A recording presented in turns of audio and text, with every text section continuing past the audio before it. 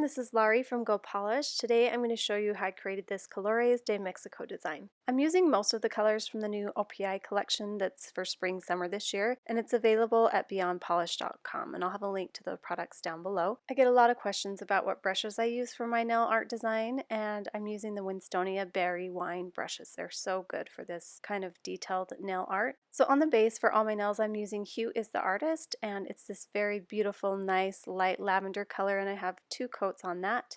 And then I've done the design on one of my fingers, and I'm going to show you how to do the design on this other one here. So first I'm coming in with this dark pink, and I'll put the names of all these polishes as I'm going through the colors. And I'm just going to do these little lines. About halfway through I do have to clean off my brush and some acetone and get more polish on my paintbrush. And now I'm coming in with this nice royal blue. All these have pretty good formulas. There are a few that I did have to go over a couple times, but that's okay. The nice thing about this design is that it doesn't have to be perfect. The lines don't have to be perfectly straight, and I like to do some of the lines a little bit longer, some a little bit shorter, but still keeping them in line. Just be sure you are periodically cleaning off your brush with some acetone because it will get thick, the polish, and it will spread across to the next line. As you can see, it did that a little bit on the green. I came back and fixed it later with some of the base color, so that's okay. And the fun part of this design is you can pick the colors any pattern that you want, and I like to kind of alternate a dark and a light color, and then I like to have them start differently, so I do the same pattern, but then with the next nail I start with a different color but still going with the same pattern. I just think that makes it a little more interesting. And I love all these beautiful bright colors. It reminds me of like a Mexican rug, and I just think it's so fun, especially for spring and summer. So you're just going to continue on the pattern until you're all finished. It worked out quite nicely here at the edge of the nail. There's just enough space to do one more row.